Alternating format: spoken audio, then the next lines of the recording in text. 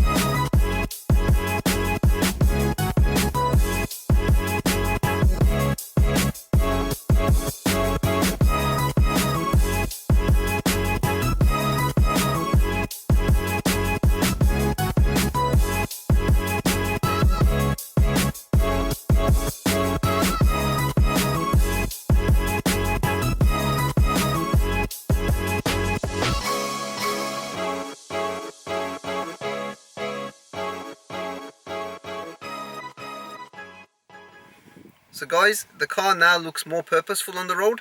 It's got that more squat and a wider look. For me though, it was more about how this car is going to be taking the corners, and you know, with that additional power of the Bluespark box that I fitted a few weeks ago, I just wanted it to put that power down a bit better, because before it just became a little bit skittish. And I think when I did put that Bluespark on, I was kind of saying I just need it to be a little bit lower and a bit wider. So now I've got that stance and I've got the car lowered. I'm going to take it on the road and give you obviously my true honest opinion how the car drives, and also whether it upsets the ride and handling. Now Motech clearly say that it doesn't. I'll obviously give you my honest opinion.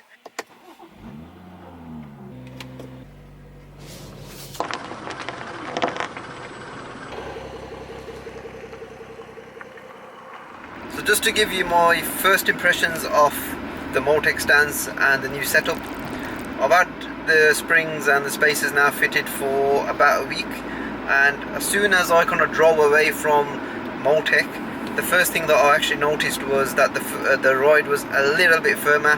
I'd say anything between 5 and 10%, and that was it, nothing more in it. That's kind of apparent because the car is obviously a little bit wider, 15mm on the rears and 12 on the front, and it's dropped lower as well, 25 on the front and 20 on the rear. So you are going to get a little bit of a kind of a firmer ride. I've now just become accustomed to it. This car does have the adaptive suspension, so that kind of helps as well. But the way this thing now goes around corners, it's pretty good. I mean, the car's got the Michelin Pilot Super Sports on anyway, so that's quite a grippy tyre. But honestly, you know, it's before where the car was getting skittish. I don't feel any of that anymore. It's just brilliant, you know, it's like a complete package now. You've got the additional power, well I've got the additional power, as well as this Motechstance, which honestly it really works.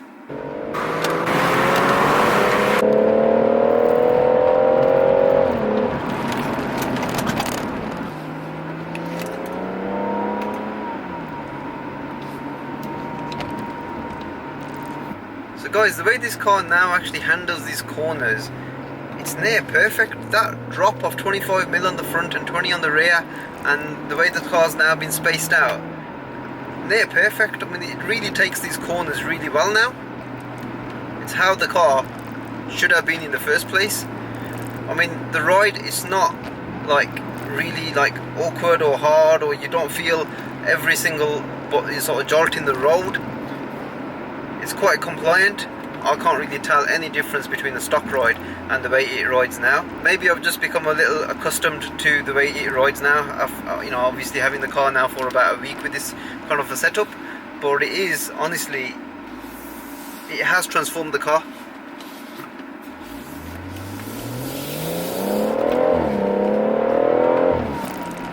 When they do say that, you know, it doesn't impact the ride, I can honestly believe that. It's a real good setup. Now I've seen cars now that have got the H&R springs on the rears and the fronts. That again is quite a good setup, but the cars that I've seen with those H&R springs feel like they're a bit more squatter on the back, so it feels like the car's kind of like just like that. Honestly, you don't get any of that skittishness like the way I used to get before, whether it was even in the dry or, you know, in the wet. You don't get any of that now. Obviously, you know, I can take it a step further and get the LSD fitted to the car, and then it'll be like a complete handling machine. But, you know, that's a £2 option, and do I really want to spend that kind of money on this car? Probably not right now. With this new kind of setup, it's making me fall in love with this car again. Let's show it some corners.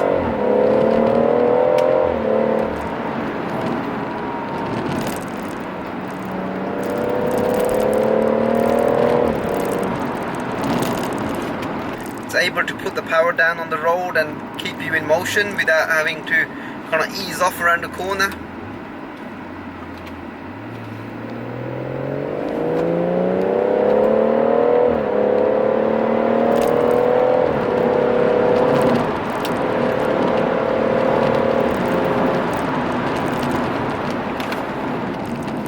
Honestly guys, I'm absolutely loving this new setup. It's just brilliant, and it's like the way it should have been over the last sort of year that I've owned this car. And honestly guys, it's not a lot of money for these kind of springs. It's a couple £100 from Motech themselves for the springs, and then obviously you got the labour charges wherever you get them fitted from. I don't think it's a hugely massive job to do.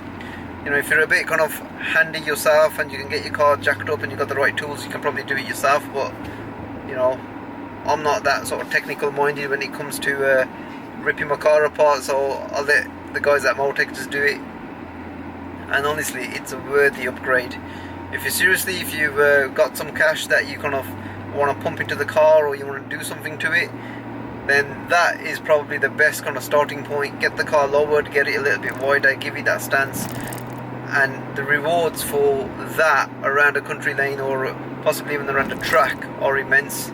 You'll definitely feel that the car just puts the power down a lot better, and the way it just carries its speed through the corners, it's just, in my opinion, just brilliant. So guys, I hope you found this video useful and informative. This Motechstance is a worthy upgrade. Next week I'm going to Centerport for the BMW show, and hopefully I'll be making a vlog over there and uploading it to my channel. So stay tuned guys, and hopefully I'll see you on the next video. Cheers, thanks, bye.